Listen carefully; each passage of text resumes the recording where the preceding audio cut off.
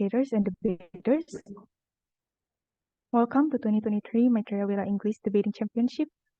Before we start the debate, we would like to make sure, is Team MAITREYAWIRA BATAM A here and complete? Complete. Is Team 1 PENABUR JAKARTA A here and complete? Complete. Is Kak Fristolia Larasati here? Yeah. Is Kak Feliani here? Hello, Feli's here. Okay. Is Kak Marvin Tendi here? Yep, I'm here.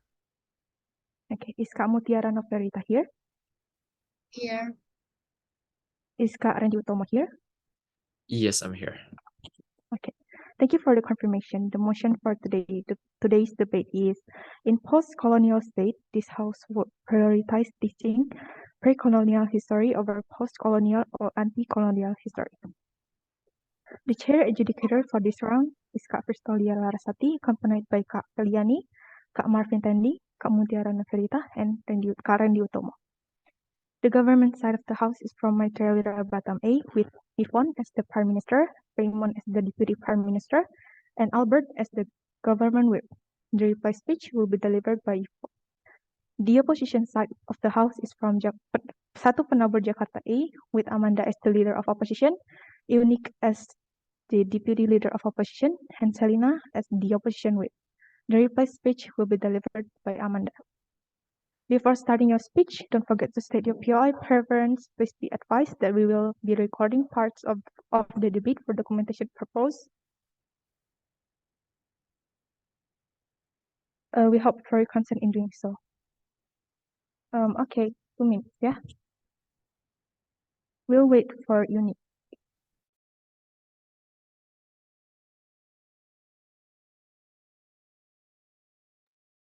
Is side opposition back from the bathroom? Since I saw in the chat one of the speaker was leaving to go to the bathroom. No, she just left. Maybe give her like 2 minutes, sorry. Oh, okay.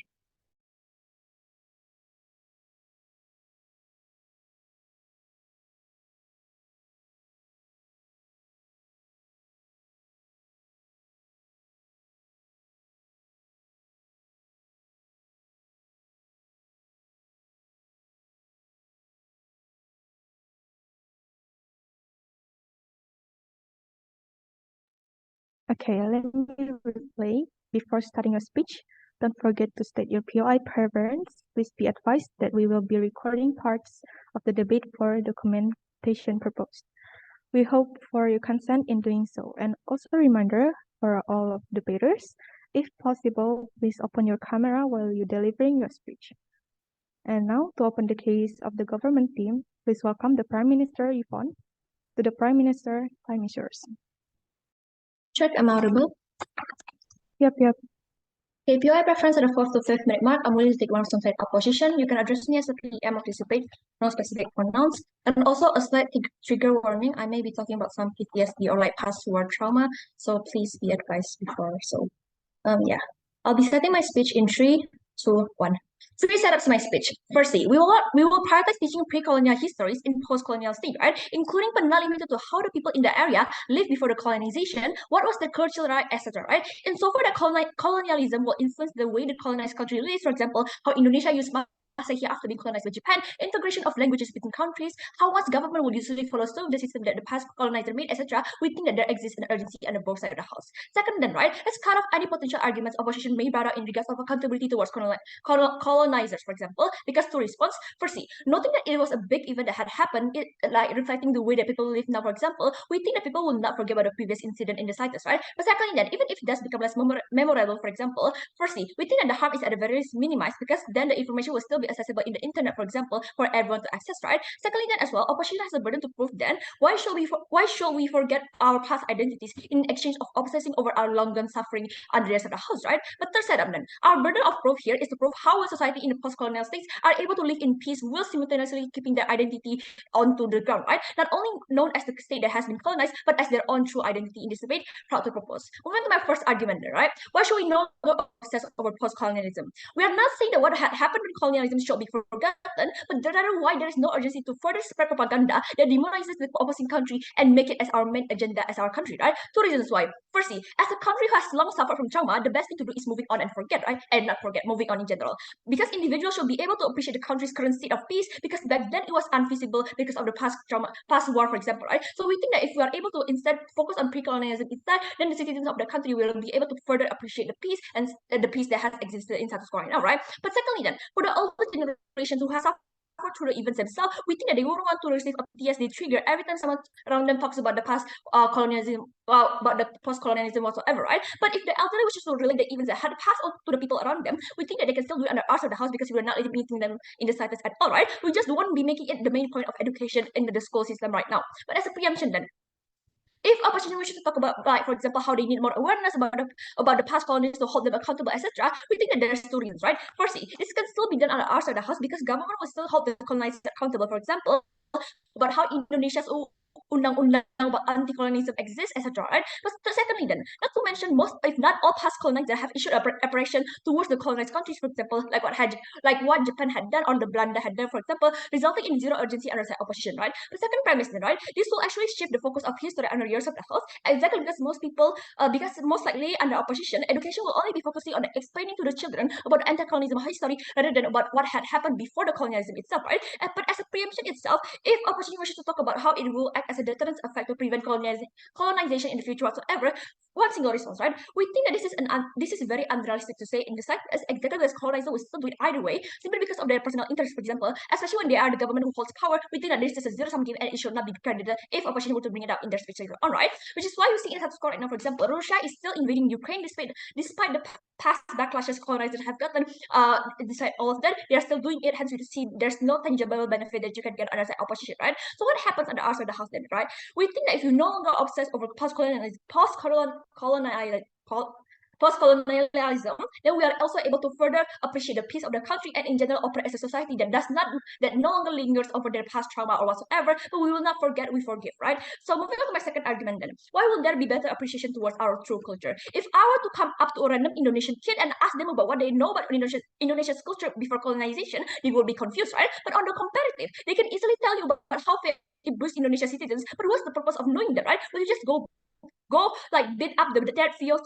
We don't think so, right? So we need to know that countries have long existed even before the colonization happened in the very first place, right? And that's why we should be focusing on teaching kids in school rather than telling them all about how your ancestors was abused in the past, right? The issue under opposition is that when they focus too much on anti-colonialism and ended up forgetting their native culture and identity, then that is the issue that we're going to oppose under their side of the house, right? But before moving on, is there any POIs?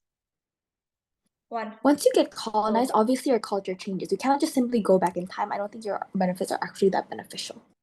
I think we're not saying that we are trying to go back in time, but instead we're going to remember the culture that has already existed, right? Even if we forget some, we don't think that we're going to forget everything at all, right? But then we question back under years of the house. Why then is it okay for us to live life in society like following down the culture that has been influenced by our own colonizers who have long passed down the trauma and like basically harmed the citizens of the country itself, right? We don't think it is justified then to say that, oh, it's fine to learn the culture of the people who have colonized us because we here as the country who has been colonized is the victim, not the perpetrator, right? So moving on then, first premise, there exists an urgency when many of the culture of things in status quo right now have been influenced by the colonization, which I've already told you, this is not a strategic or a preferable method under the side of the house, right? Secondly then, right, there also exists the lack of attachment to the country's history under side opposition. Why? Exactly because firstly, for citizens, the only way you feel relatable to the country's history is when you have fought or had a first experience in the war itself, right? And for the newer generation, they wouldn't have that experience at all, right? So then on the idea of nationalism, right, even if nationalism has always been touched, for example, or has always been preached, we think that under opposition it will only be for a tokenistic value, exactly because the people themselves who have learned the history of the post-colonialism, for example, don't actually understand the true value or the true intrinsic meaning behind the entire agenda itself, right? But compared to under proposition, right, insofar that firstly, culture and traditions are multi-generational and has zero expiration date, we think that no matter how old you are, or like whether you are a kid or an elderly, you are still able to appreciate and do the culture that has long existed before you in the very first place, right? So we think that we can better appreciate the culture itself. But secondly then, right, it is also inherent to your profound identity as a citizen of the country. So we think that even if you are like, for example, if you are a new generation or whatsoever, as long as you're part of the citizen of the country, you are still able to find a sense of relatability to the culture itself, right? But comparatively under opposition, right? You can only find the sense of relatability when you are the fighter during the colonization, when you have first experienced what it's like to be colonized, right? Which is very unaccessible under their side of the house, right? So even if so, we don't think that society can actually try to appreciate the culture that exists under side opposition. But this is very important, right? Because firstly, countries often forget their past identity after colonization, right? We have already seen this happening to so many countries, including Indonesia, right? Because if I were to ask you what was Indonesia like before colonization, no one will be able to answer it, exactly because the education system is already so messed up, and it only focuses on the suffering of the people during the colonization rather than before it, right? We think that if you want to live in peace after the colonization has already ended, you want to be able to live well without having to worry about the trauma or PTSD of the people. You should be able to focus on the happy things before colonization rather than focusing on the trauma that the colonization has imposed on you, right? So what happens under opposition, right? Citizens will be uneducated about the country's real history, about their old culture, for example, and think that they are only known as the colonized country here. Why is this not good, right? Exactly because you as a citizen themselves will only identify yourself as the colonized country, which any of the day you're going to link it back to the colonizer, and it will only harm you further in the future. Proud to propose.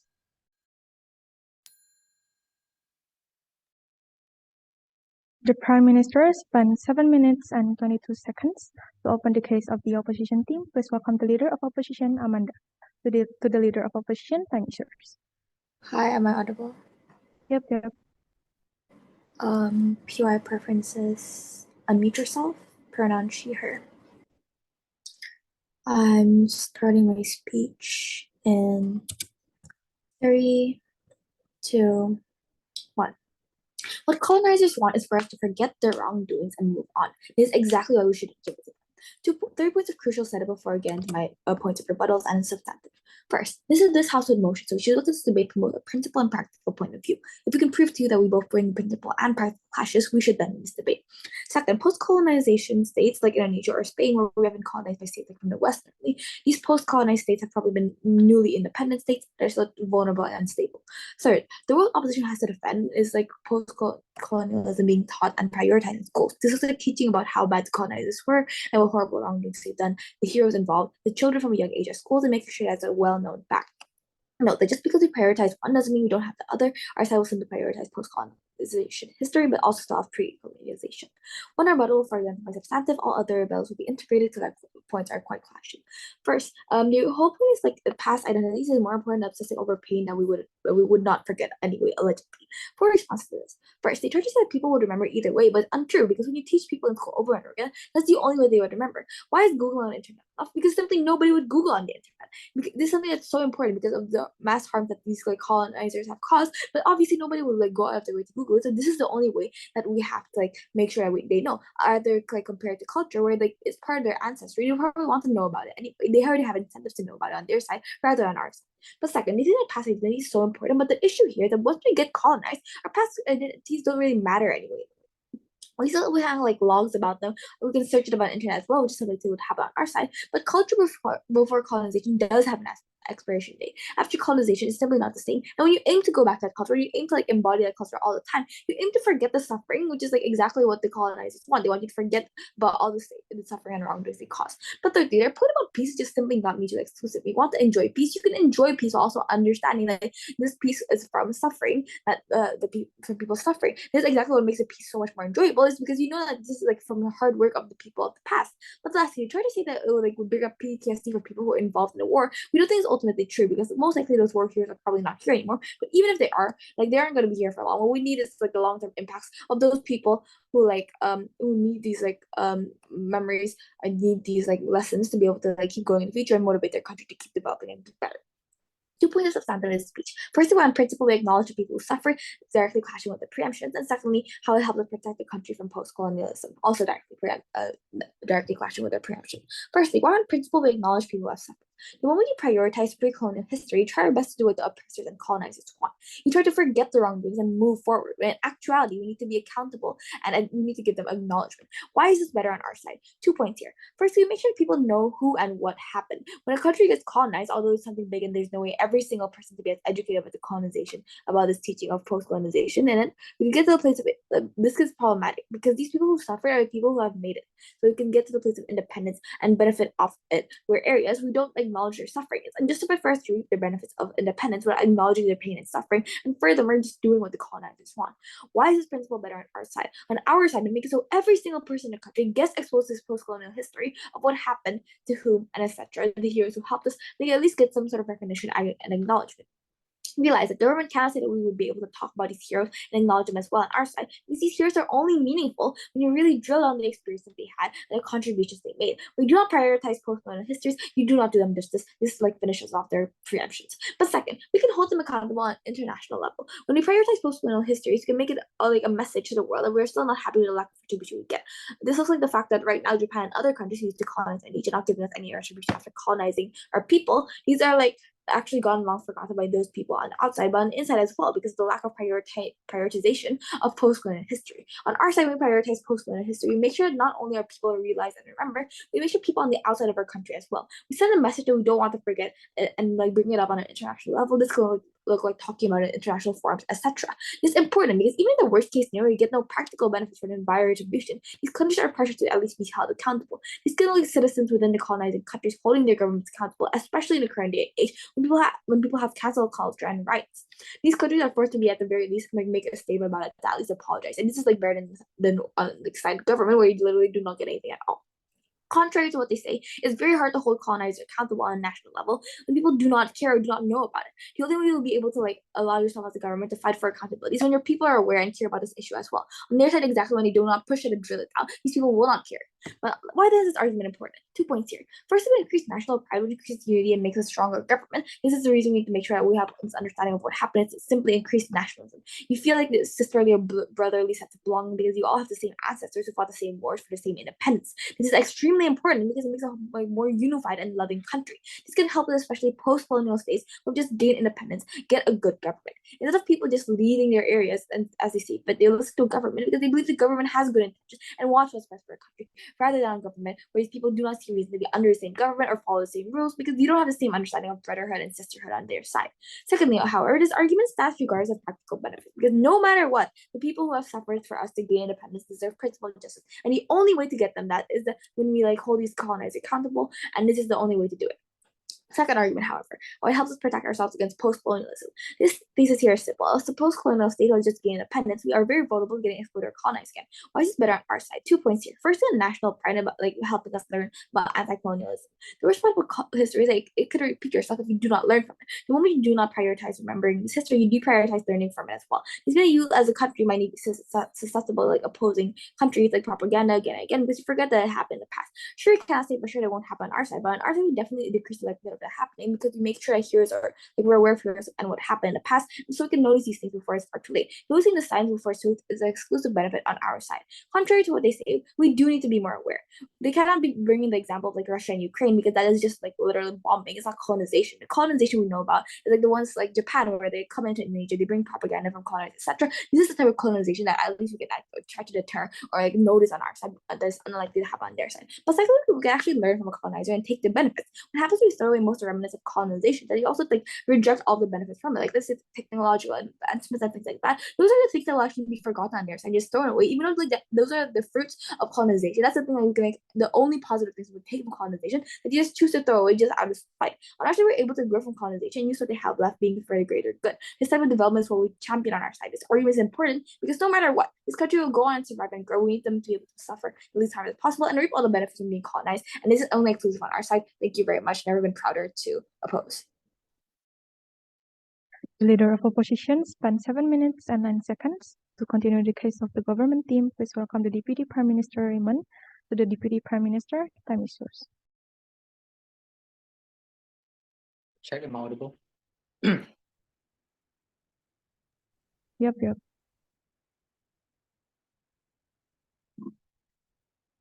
My preparation of now be here. I'll take the to check. And I'll be starting my speech in 3, 2, one. So first of all, three things in this speech. First, I'm going to break down the case and then give a few rebuttals. And then second of all, I'm going to bring two arguments. First, on how these teaching are going to change the society perspective, and second, on nationalism himself, right? So first of all, let's break down their case, which has literally been preempted by my PM from the first place. First, they said that peace is inexclusive and people can still live in peace under opposition, but again, there's no credible analysis. And second, they also argue that they want accountability on their side, right? But two rebuttals here. First, about their claim on how you can still live in peace. Response to why this untrue, right? The question here is how you can enjoy peace when you're literally constantly reminded at school that your ancestor died for you, right? Is that what the peace opposition wants to plant in children's mind? Comparatively, we think in government, the true peace is pre-colonization era, right? When nobody needs to die because of colonies, that's the peace that we are trying to defend. And if anything, children under opposition will just be living in generational trauma. Nothing will make them peaceful, right? And second, rebuttals on how on their claim about accountability through response. First, I think LO never listened to my PM speech because literally most of their case consists of part that has been preempted by my PM from the very get-go. And second, note that most countries has already been held accountable, like Japan. Japan has given Indonesia funds as a way to show their apology. So again, we don't understand why in opposition you would want to keep chasing for accountability when literally the perpetrator died hundreds of years ago, right? So there's no urgency on their side. They lose this debate, we win this debate. So first of all, giving the speech first on how these teaching are just going to change society perspective, second on nationalism. So note that we are talking in a context where the colonialism era has ended, right? So we don't see any urgency to just keep rubbing salt on people's wound by constantly reminding people of the evil doings that have killed their ancestors, that have harmed them in the previous time, right? So two layers in this speech, in this argument, first about discrimination and second about peace. So first layer, both sides need to see that colonialism is something that is evil, that is bad and harmful towards the citizen, and also colonialism usually lasts for hundreds of years, like what happened in Indonesia. This means that at the past few years, the colonists probably have a high likelihood to give birth to children here, right? There's a descendant of colonists in that post-colonial state. This can be seen by how there's still Japanese people that were born in Indonesia, and we think this is one of the impact of colonialism. So what will happen in opposition? A few points. First, when you constantly teach children that quote unquote, oh, Japanese used to attack us and kill our people at school, this narrative is just going to stay in their brain for who knows how long, right? Especially when both sides needs to concede that colonialism is something bad that have killed a lot of people. So we think kids are also going to think exactly the same, especially if adults like the teacher and the parents also said the same thing, right? And this means that discrimination is likely to happen under opposition for a few reasons. First, there has already been set an echo chamber that Japanese are bad because of how they set that from school by teaching the children. So the domino effect will just happen. So these teaching are just going to keep being spread in the society until who knows how long, and no progressivity in the society, right? And secondly, when this happens, society will just keep on going to demonize Japanese people no matter what, no matter whether they are related to the colonies, right? This is exactly because how school would just teach them that Japanese used to force our people to outward and millions of people died because of this. And this is obviously harmful for a few reasons. First, Japanese kid living in as a descendant in Indonesia would just constantly be reminded of how their past ancestors used to colonize Indonesia. So they're just going to live in constant fear of being discriminated by Indonesian people. When I don't think this is justified, right? But secondly, this is just harmful since it's unjustified to put all the blames to an innocent kid that literally doesn't even have any correlation, doesn't even have any knowledge with what happened at the colonization era, right? They weren't even born at the time. Comparatively in government, what's going to happen? We think it's better to teach like children in Indonesia about pre-colonization life simply because of how it will just reduce the number of discrimination to ensure progressivity in the society, and also it will just increase the peace that LO keep talking about. So second layer, exactly on peace, right? Note that in the post-colonial state, after they have fought and suffered for years, nobody wants something like to happen, right? Because they have already been planted trauma in their mind. They definitely don't want to keep fighting colonists, right? So what's going to happen in government? A few points. First, we're not going to keep glorifying the death of our ancestor, but instead teach Indonesian kid about the previous life, which is the pre-colonization, because we think the best thing to do is just to move on, right? So what's going to happen in opposition instead? 2 points. First, when discrimination happens, especially when it's something unavoidable in opposition, we think these innocent Japanese kids are just going to get blamed for what they never even know that they do, right? So we don't get why in opposition, when it's supposed to be peaceful after war, you want to keep putting people in an echo chamber and that Japanese people are bad. There's just going to exist generalization that all Japanese are colonists, right? And when this happens, protests all around Indonesia are going to happen is unavoidable, and both from Indonesian citizens and also the Japanese people living in Indonesia that felt that it was unfair and justified for them to be discriminated of what they never even do, right? So why should we maintain peace, especially in a post-colonial state? 2 points. First, note that most colonial countries already gave compensation towards the country they colonized, like how Japan did to Indonesia, right? There's no urgency to keep blaming them and discriminating them when literally the people that colonized Indonesia probably already died, right? Second, in a post-colonialist country, nobody wants such thing to happen again, right? It was traumatizing enough listening to the story by our teacher that thousands of people were killed during the colonization era. So we think it's just only going to demonize the colonial country for no reason at all, right? And now moving on to my second argument on nationalism and why I think it's going to be better reached under our side and not on their side. So what will happen in government? A few points. First, we won't be glorifying the death of millions of our ancestors that died in the war, but we think it's better to promote peace, right? So by putting the narrative in children's mind that Japan used to colonize us, it's just going to push them to discriminate Japan, nothing in increasing nationalism of these kids in their mind. So if they decide to bring anything about increased nationalism, I think they should delete it from the speech. So how can society be more united under government? A few points. First, when we start to teach our kids that life before colonization, colonialism is the normal life, they're going to normalize peace, right? Since we can assume that Indonesian life before colonialism is at least more peaceful than when they're constantly being attacked by Japan, right? This narrative that is going to be normalized and not normalizing being slain by colonists, which is what's going to happen in opposition. So in government, we are going to plant in kids' mind that their identity is the one before colonialism, especially when the identity, most people in Indonesia has forget their identity before these colonialism even happened, right? And when this happens, first, we are going to ensure that people are going to be more happy on our side, peace are going to be more easy to maintain, and second, society are just going to be able to appreciate the previous culture more. But comparatively in opposition, what's going to happen? You're just going to keep rubbing salt on people's wound. You're just going to constantly remind people of how their ancestors died. We think this is harmful because of how people will think that their identity is just being someone weak that is just constantly being colonized, right? We are questioning the urgency under opposition on why they want to keep reminding people of this when it literally contributes nothing towards increasing nationalism in citizens and only push people to keep blaming the descendants of the past colonialism, right? The upshot of this argument is that we are able to further increase the feeling of nationalism under our side, which is what we think is important after the colonized era. So for optimism, to propose. The Deputy Prime Minister spent 7 minutes and 13 seconds to continue the case of the opposition team. Please welcome the Deputy Leader of Opposition, Unique, to the Deputy Leader of Opposition. Time is yours. Am I audible and visible? Yes, you're audible and visible. Thank you for the confirmation. Please just refer to me as DLO. I prefer verbal POIs. If I do have time, because there's a lot of material, I will provide time in the middle of my speech for those who want the POI. Okay. Starting my speech in 3, 2, 1. Even if on worst case scenario, we lose over ethicality and principles and whatnot, if we win on relevance, urgency, and the long-term livelihood of this post-colonial country, we ultimately win this debate. I'll contribute 2 things in this debate. The first, I'm going to rebut their most important case. And second, I'm going to provide extension, argue on why post-colonial or anti-colonial teaching would protect the country against future new colonialism. Onto my rebuttals. First issue then, on how they said there is trauma, so it's better to move on and forget in peace. And also another thing on how they said there is elders with PTSD. Even if elders can teach the younger people, right? Realize what they said.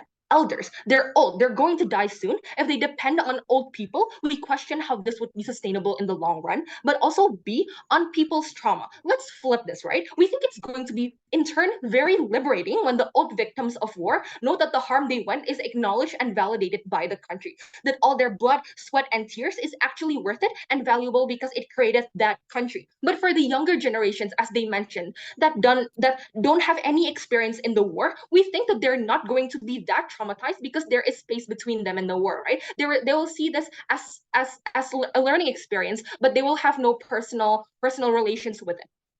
And so my second rebuttal on appreciation of culture. First rebuttal. No, we question why knowing everything A to C about the country's culture is important, right? If it's just for bragging rights, where kids now can know everything about the country's original culture, then there's ultimately no use. They haven't provided enough analysis as to real life benefits to this for the citizens right now, especially when the people have went through acculturation and even claimed some foreign cultures as their own, like how some Indonesian cultures have claimed some aspects of Dutch and Portuguese culture into their own culture and claimed it their own. If they solely teach the original culture before colonialization, it's going to be out of touch with the modern citizens living in the modern world right now and not relevant in real life anyways. But B, even if people also don't experience war and injuries from colonization, realize that it's not just colonization. It's not just limited to what government is telling you, right? Colonization is not always going to be war, bombs, and death. It is defined as unconsented foreign influence and foreign domination on your country in any way, shape, or form. Government's view of colonization is very narrow. Don't buy them panels. The anti-colonization values that we are going to be teaching is the most relevant values because people still feel it until now, even if it's not labeled as quote-unquote colonization. More on that on my extension. Any POIs? 3, 2, 1. How So can I'm you going to love your own country when they are busy hating another? Sorry. Okay, I'm going to explain that in my extension. Thank you for that. So,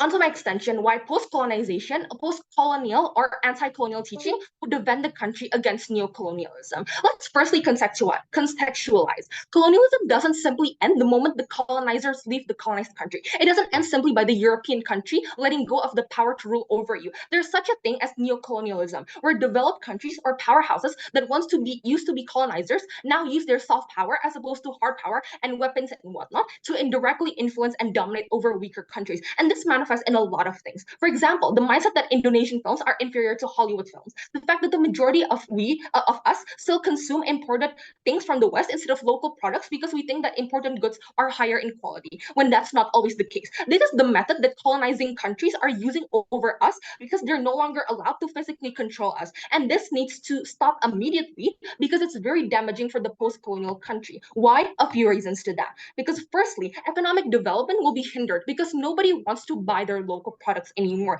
And this creates a trickle down to all aspects of life because the income that the country gets won't be sufficient for development. But also too, in terms of cultural, right? People of that country wouldn't continue the culture of the country because they will be seen as backwards or whatnot, which are views that stem from colonizer supremacy from the time they were colonized. So at the end of the day, with all these barriers, the post-colonial country will not be able to move forward and develop. They will always be dependent upon the colonizer country that will in turn influence them more. It's going to be a vicious cycle. So in essence, the narrative that is existing in the society in this context is very glorifying the colonizers without the people even realizing it. So next, what happens when we teach post-colonial or anti-colonial history instead of pre-colonial history? First, post-colonial history, which is basically teaching that you have to reject the colonizers and be independent and self-sufficient after experiencing colonization, acts as a balancer or counter-narrative against the colonizer, glorifying.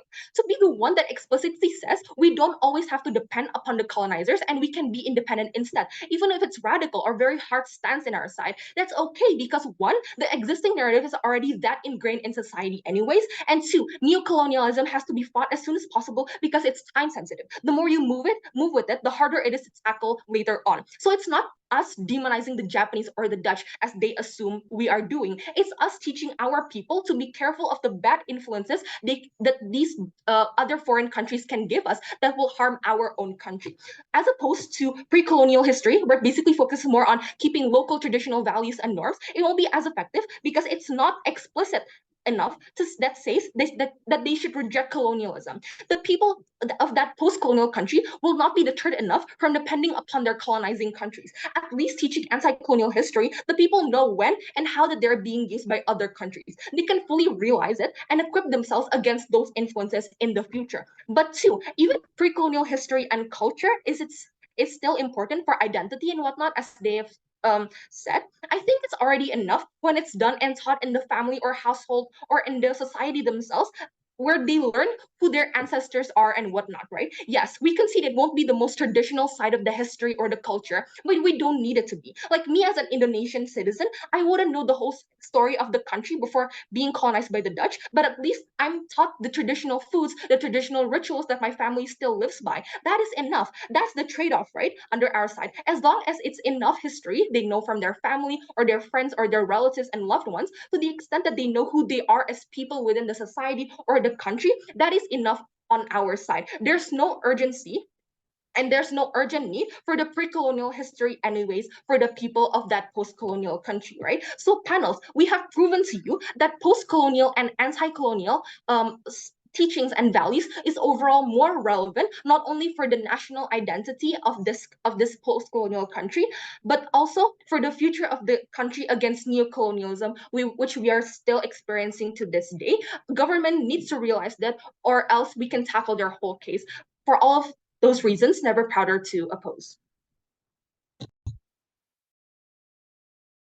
The Deputy Leader of Opposition spent 7 minutes and 11 seconds to complete the case of the government team. Please welcome the government whip, Albert, to the government whip. Time is yours.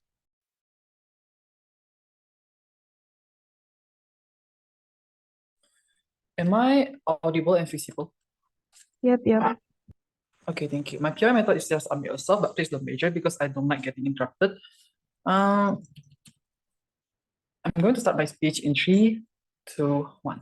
We live in the capitalist status quo due to Western ideology. By during that colonization era, the Western countries are driven by mercantilism. The anger that exists that people will never accept that apologize because you keep reminding them on what is the history, right? Their benefit fall already because the moment society is running on your mechanism, like how BLO pictures to you and how the mention is how of their like counterfactual, zero urgency because you will still going to be used on under their goods, for example, because that people focus on their wealth because people focus on their well-being rather than like give up on that by reminding the nationalism, etc. Right? By glorifying the colonization because whatever, because it is because it is yourself made up that is important, right? Within that, they also say that tradition will educate by their own parents, by the etc. Right? Within that, exactly because under your side, what is being glorified is the natural. Most of the time, it's like the colonialization. That's mean that there exists a minimum accessibility for those parents to be able to know about those culture, exactly because it is overshadowed by those history. Right? Please don't buy their explanation on that. Right? Meaning it's also uncomparative. Few framing in this debate. Right? Firstly, the fact that sovereign society is already developed in a more modern society by integrating most of the past colonial phase into the ideology, like what they say, right? I.e. nationalism by civilization during US independence, that's trickled down by most of the countries that human rights matter, for example. That's that society already reminded that human rights is what most important, like need to be told, right? There's also a check and balance for other country to not colonialize anymore in this modern era, right? Second, most of the others in Korean society is either the one who perceive education during recovery area or like either the victim of the colonialization.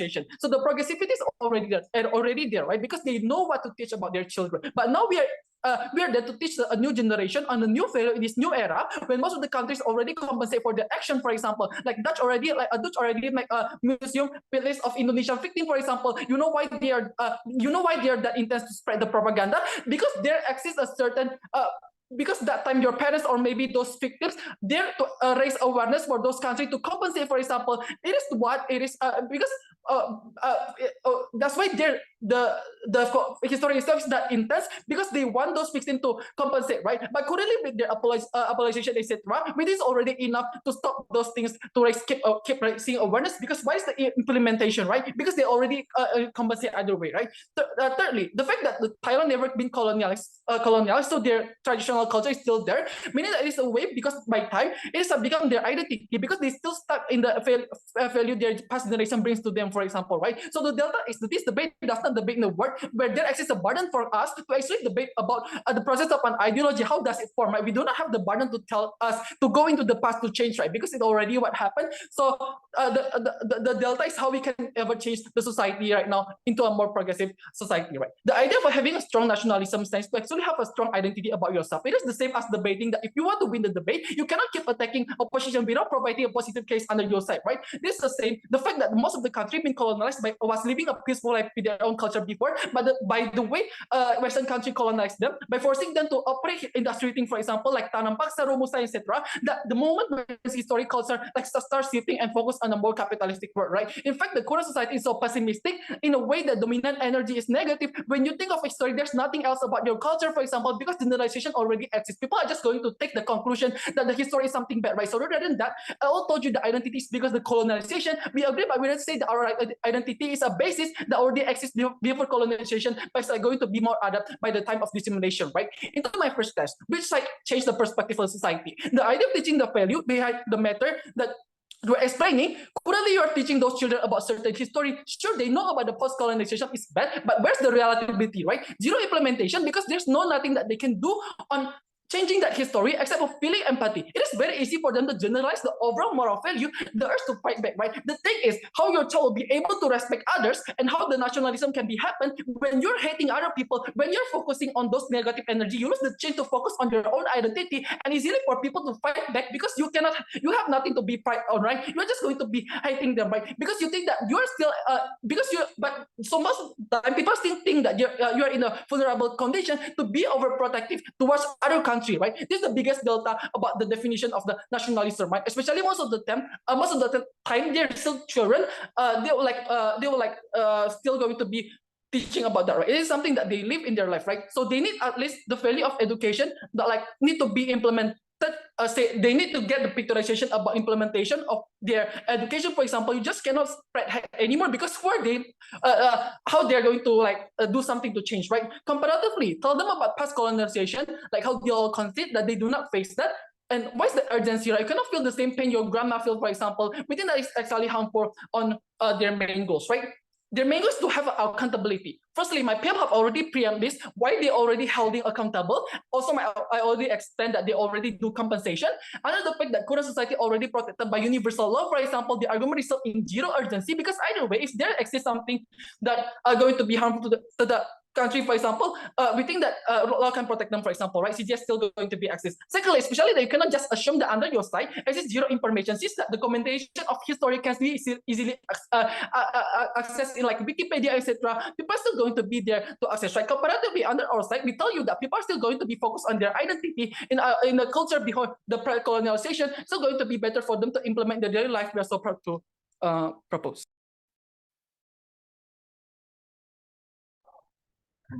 The government whip spent 5 minutes and 49 seconds.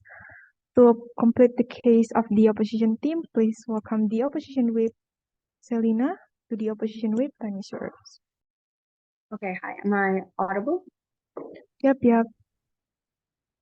Okay, starting my speech in 3, 2, 1. Panels, for the minuscule tangible benefit they achieve on their side, we feel learning off of the internet and depending on history archives is better suited for the ancient cultural history they're attempting so much. Colonial history doesn't deserve to be reduced to that. So proud to oppose. Once again, I like to remind you that we're talking about countries who are relatively new to independence. This is not about countries who've been peaceful for a long, long time. This is about countries who are still vulnerable to colonialism even today. Do not buy into their framing. The urgency is there in our case. Two clashes in this debate. Firstly, on the clash of benefits of learning history. Secondly, on the effect on the modern era. On to the first clash then. What did the government say about learning history? One, they said that we need to realize that a country has already existed for a long, long time. Firstly, we don't understand why this is even a tangible benefit. Because on our side of the house, students still learn about pre-colonial history. This is symmetrical. But then again, what benefit do they even achieve? Because even if I know my country has existed for a long time, if I create no emotional connection with that history, that wouldn't even matter to me. It doesn't raise me to be a human being that wants to be beneficial for the country one day. Secondly, my first speaker brought up a very good point on how culture changes after colonialism, or even without colonization, it changes, period. What good is it forming emotional bonds with cultures that are no longer relevant to people today? That is, culture that we barely even know about from the very first kingdom built in a country. This is not to say that we should forget about them, but there's no tangible benefit of making people be attached to it. It doesn't really bring benefit outside of preserving that cultural history. And again, this is symmetrical on our side because we have museums, we have the internet.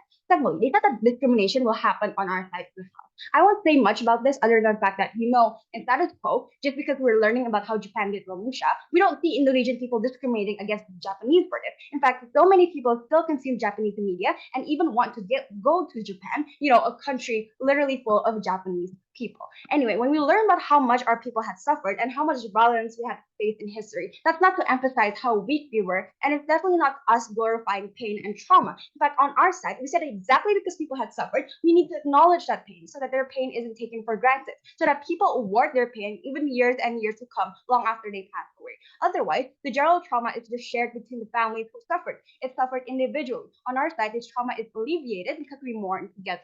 What happens in government side is a world where heroes who died and common people who are in pain are barely acknowledged in classrooms. Students know that it took effort to gain independence from colonialism, but they don't know just how monumental that effort was. So that's the first injustice on their side, that people who suffered don't get the flowers that they deserve. The second injustice that happens on government world is that without this emphasis on colonial and post-colonial history, colonial states are not held accountable. What do we mean by this? We acknowledge that teaching this history doesn't mean that we will get retribution from colonial states. It's far too late for that. And this is not something that we aim for. Okay, Japan gave us funds. We don't care. Their violence against us must still be remembered because it was on every level of wrong. But exactly because the modern international world today rarely ever acknowledges this colonialism existed or even happened at all, we need people in once colonized states to be familiar with it, because otherwise these wrongdoings get erased in history. And no, it's not enough that there are books or information on the internet that note down this history, because if the majority of people don't know about it, then it doesn't matter, because no one even cares or retains that information enough to actually acknowledge the horrors done by these colonial states, to actually acknowledge the pain and suffering and appreciate it. To put it into perspective, if a murderer has a criminal record, but society still treats that murderer like an angel, then as a family member of his victim, that criminal record would mean or worth nothing. And this is why we need the emphasis on colonial history. I mean, the nature of history is boring, and the average person wouldn't look it up for fun. But exactly because it has been emphasized on so much from elementary school all the way to secondary, this history is retained in people's minds, therefore bringing justice to past suffering. So how do we weigh this then? We're willing to trade off ancient cultural history with colonial history because we think forming an emotional connection and empathy to colonial suffering is far more beneficial because it gives exclusive benefits of accountability, but also gives meaning to all the suffering that had happened. Meanwhile, they have no tangible benefits at all. Moving on to the second question on the effect on the modern era. Two benefits that we brought to you in our speeches. Firstly, on how we increase nationalism. Secondly, how this is important to combat neocolonialism.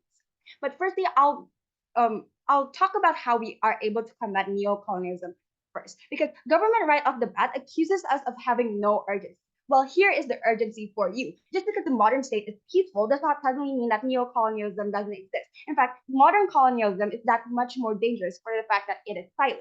Unlike the outright aggression happening in the past, this is happening right in front of our very eyes. This is exactly why we need to learn about colonial history, to remind us just how bad things can get, so that history doesn't repeat. And this is why nationalism is so important, because what that serves as a tool for us to stay faithful to what the country stands for, to want to grow up and become someone that can protect the country.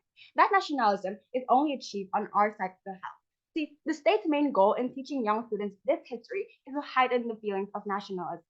Because when they realize just how hard it was to get them there, they are moved. Whereas on government side, you learn about the time where people didn't even have a single vision about the country, the state that they want to achieve and take back from the colonial. It was a time where people didn't even unite to benefit and develop the state that exists today in the modern world. In fact, it was a time where unity barely existed at all. Moreover, even if we work on their best case scenario where people are inspired by the success all those years ago, empathy has always existed more when people have a hard time. We rarely care or empathize with people who are living good lives. The nationalism is comparatively less on their side of the house. So how do we weigh this then? Simply by the fact that on their side of the house, they do not learn about relevant history that helps us deal with the status quo today, to pledge nationalism to the country and defend against modern colonialism. Well, on ours, we do. Panels, for all those reasons, we win this debate so proudly.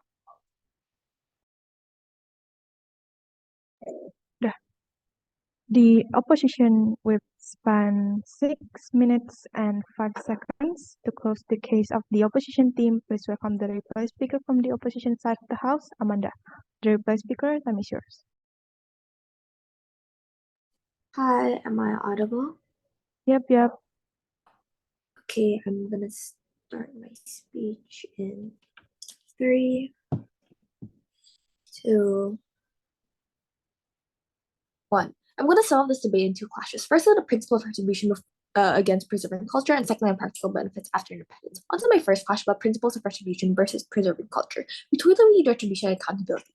2 points here. First, they talked about trauma, but as my second speaker said, this trauma is better off on our side anyway, where the struggles do not get acknowledged at all on their side, instead on their side, where you don't get acknowledged at all and your suffering is forgotten about, rather than on our side, when they actually do get acknowledged. They get to understand that people do care about their struggles, that it does matter to their people, and then this is like the type of like thing that can help them heal from trauma, because people acknowledge it and it's not just something that just goes under the rug. But secondly, they say it would be the same, because people can Google and get stories from their elders. Obviously, this is untrue, because younger children don't live through colonialism. They have no reason to try and Google this information if they're not told to do so. This is more important than remembering their culture, because the culture they live with today has changed. It is not relevant in current status quo, where areas when you remember suffering from colonialism, this is more relevant because that causes people to be nationalistic, feel a sense of brotherhood, and unify under the government that can motivate them to fight for their country. This is the impact that we can get from nationalism. There's no impact you can get from actually like remember your culture, apart from like cultural pride. It doesn't really matter at the end of the day. Next, though, they said that all of this is like less important than preserving culture because we already hold these countries accountable. 3 points here. First, notice how the examples literally just Japan giving funds to Indonesia. Exactly because Indonesia prioritizes post-colonial history in school, that is how we got accountability from Japan. This instead just actually further proves our point. But even if that's true that Japan has given us funds to Indonesia, and it's not because we taught them like post-colonialism in school, like it doesn't matter, because at the end of the day, it still needs to be remembered because it was just all that bad and it's all that principally unjustified and it has to be accounted for. But second, even if they do give us accountability, we believe that we will still give us more accountability and bigger benefits, bigger funds per se, when they are held accountable to a bigger level. When they see that nobody cares, that is where they'll undercut us. They'll give us mere scraps relative to the harm that they actually cause onto us. But thirdly, we tell that culture isn't as important because, like we said, culture changes. Even if it's important, we'll take them at their best. They can still know about their culture. Their families will remind them all the time because culture is passed down from generation to generation because of cultural pride. There's no pride in being colonized, and this is why it's more important to be reminded of it, because other scenarios would not lead you to remember your culture, your colonization. The question that they failed to answer throughout all 3 speakers, so simply culture is truly more relevant than forging an identity of national pride. This has gone unanswered. Saying that we will be too busy hating on colonizers is not enough, because obviously you can do both. You can dislike, not hate colonizers, and use that as ammunition to love your country. I hate that Japan took our natural resources. I love my country's natural resources because I know how valuable it is. This is what we mean by loving your country, because despite a colonization. On my second question about the practical benefits after independence because of teaching post-colonialism. They said that we'll get peace because your ancestors' suffering is not held in front of your face. We told you 2 things. Firstly, that post-colonial people can live in peace as well, simply because peace goes hand in hand with understanding why that peace is actually peace. On their side, where you do not understand why the world they're living is actually called peace, they're not able to appreciate it. If you keep getting reminded that colonizers made life like so much worse, that's when you understand that the life you live in is peaceful relative to there. That's when you can understand and appreciate the life of peace that we talk about. But second, if you really say that peace is that important, when the point of remembering, what is then the point of remembering culture? It does not bring you peace. It gives you stress from realizing that the world you live in today is different from the definition of peace that they give to you, which is like the world of the past. Obviously, the world of the present and past is different. You just give your stress to people by telling them that the world they live in is not peace. But we told you that we uphold anti-colonialization values.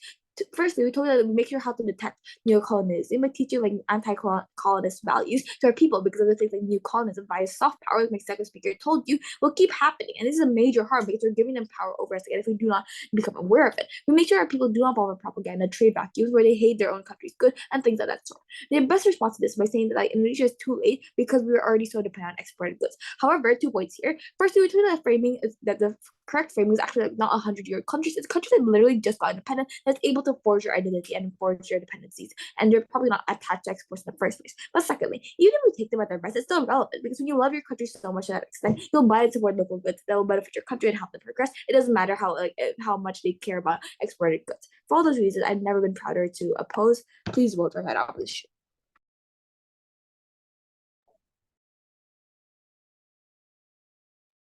The reply speaker from the opposition side of the House spent 4 minutes and 20 seconds.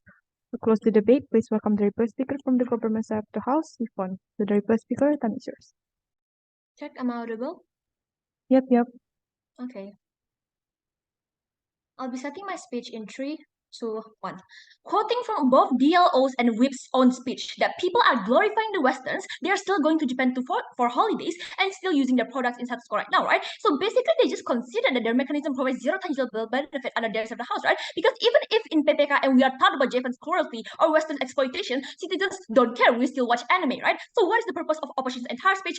They have fallen in this debate, right? So 3 questions opposition failed to answer in this debate. Firstly, what is the actual urgency that we are talking about here to continuously linger on past trauma, right? Because even if Ella told you that, oh, you are doing what the colonists want you to do by forgetting, 2 response. Firstly, we have told you we won't forget, right? Information is still accessible. But secondly, then, right? Then Ella told you that, oh, people won't go out of their way to Google about anti-colonialism. Exactly. People don't see any urgency to obsess over the ancestors' trauma because it provides them zero benefit in doing so, right? But second question then, right? What is the actual long-term benefit that they all tried to champion in their speech earlier, right? Because we heard zero analysis on that, right? Are you going to go back in time and punish the people that is part of VOC as revenge for colonizing Indonesia? We don't think so, right? But third question then, why is it okay then for us to label ourselves as ones who have been colonized rather than our inherent identity that has long existed before it? We had zero urgency under side we had zero response coming from side opposition, right? So 3 points of clarification in my speech. Firstly, we asked DLO, how can citizens love their own country when they're busy hating another? Zero response, right? This exactly proves to you that the idea of nationalism will not be the main focus of our history or even the country citizens because you're only going to focus on hating the colonizers whatsoever. Zero sum game, right? But second clarification, we then told you that, oh, what's the use of learning about forgotten culture, right? Then we question back to them, what is the use of learning about past trauma? Proportionate burden of proof here is not to prove what we can get from learning culture. It's basically culture. You get more knowledgeable about it. We don't understand what their biggest premise is basically about, right? But instead, we prove to you how society can better appreciate the past culture that is linked to their inherent identity as part of the citizens of the country, right? But where's the comparison under side opposition? You, as the new generation, didn't experience the trauma, didn't experience colonization, didn't even have any sense of relatability to what has happened. So what is actually the point of view, right? Because even if you say that, oh, I love Indonesia, do we have fight against the colonization? It is just a tokenistic value exactly because you have never experienced it yourself. You don't know what you're talking about. Third clarification, right? We received zero engagement to my DPM's entire contribution, so his arguments is still stands until the end of the debate. So moving on to my first question, urgency. 2 primaries opposition Tojo. Firstly, we need to hold the colonizers accountable, right? Few responses. Firstly, this has already happened in status quo right now. People, please. i.e. Japan compensating Indonesia, Dutch issuing a formal apology and even providing reparation funds, etc. Right? If the perpetrator has not been held accountable, then there already exists counter mechanism by the government, for example, that we have mentioned to you Indonesia's about anti-colonialism, right? But then what did opposition told you? They told you that, oh, they're only issuing a formal apology simply because we thought about anti-colonialism in school. So does that mean that the colonizers actually read the books that is provided in Indonesia? Do they actually read that, oh my god, my colonizer ancestors are being bad mouth about in the past colonizer, we should apologize? It doesn't make sense. But secondly then, right, even if in the best case scenario, so what? Should every Indonesian citizen go discriminating against any Western they see simply because they are of the same ethnicity as the colonizers? If you want to continue the generational trauma and further foster hatred within society, then be my guest. Thirdly then, right, even if we play in a worst case scenario somehow, the history about anti-colonialism becomes less memorable, right? We think it's fine, right? Because at finally long-lasting time, they can move on from the country's trauma. What use is there to be continuously reminded that, oh, my ancestor has been bullied, they has been like literally murdered by the past colonizer whatsoever. There is literally zero tangible benefit you can get from this. You're only wasting the students' time in school. As a trade-off instead, under us in the house, they can at the very least feel closer to their ancestors' actual history and culture, right? They won't just be known as individuals who have been colonized, they will be known for their true actual identity, right? But then opposition told you that, oh, we can appreciate our ancestors for fighting against the colonizers, right? But then we question back to them, why is it more important to appreciate their effort in fighting against the colonizer? Because they're only going to be known as the fighter, right, during colonization. But under us in the house, they are going to be known as people of their own identity, of their own individuality. We're going to appreciate the culture, and we're going to basically memorable them by doing just that, right? So we think that this is more important. But secondly, they told you that, oh, parents can pass down their history and culture. How? Because even their parents wouldn't count about the entire culture in history. No one was, right? So people under opposition simply forget about the identity powder to propose. The reply speaker from the government side of the House spent 4 minutes and 24 seconds. That is the end of open grand final round. This is a silent round and there will be no verbal adjudications. Debaters and spectators are expected to head back to the main room. Thank you. Thank you, everybody. It was an amazing debate. Thank you, everyone.